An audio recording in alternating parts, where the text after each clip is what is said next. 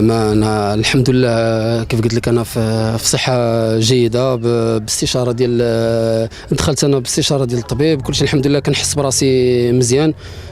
كنتمنى غير المدرب يدخلني راه غندخل باش نتعاون مع الدراري صحابي وان شاء الله كنتمنى باش نظهر في واحد المستوى جيد اللي احسن من السنوات الفارطه اللي باش ان شاء الله انا كنتمنى ان شاء الله باش لنا اخر سنه ليا مع فريق الرجاء البيضاوي اللي كنتمنى ان شاء الله باش نحرز معاه القاب اللي بقاو في الخزينه ديالي لان فريق الرجاء البيضاوي صراحه فريق كبير وفريق اللي كبرت معاه ووصلت معاه للعالميه لان كنتمنى ان شاء الله باش نبقى في واحد المستوى اللي كنت فيهم احسن باش نبقى ان شاء الله بلاصتي في فريق الرجاء البيضاوي ان شاء الله كبير.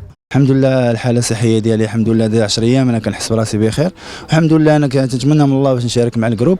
هذا الشيء كيبقى للمدرب. حاليا انا واجد وكنتمنى باش نشارك مع الزملاء ديالي في المباريات. J'ai parlé avec le président, j'ai parlé avec le coach et ils m'ont dit qu'il n'y a rien. Alors pour moi, il n'y a rien qui change. Je sais aussi que je dois encore travailler dur pour obtenir mon meilleur niveau que j'ai eu en Europe. Mais on a joué 2-3 matchs, alors il y a encore du temps pour améliorer.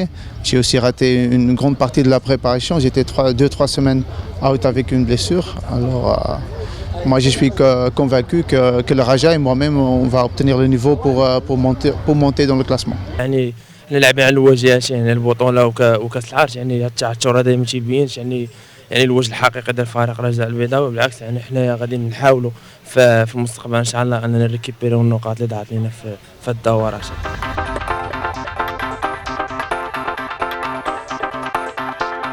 Je pense toujours le fan, le supporter d'un club a besoin de toujours rester derrière sous équipe et bien sûr de temps en temps c'est le résultat bon, de temps en temps c'est le résultat un petit peu moins bon.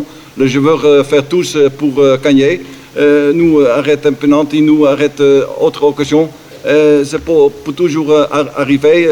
Le match de foot, c'est un sport où vous pour gagner, tu pour perdu. C'est bien sûr pour égalité aussi. C'est un sport qui sait toujours offrir.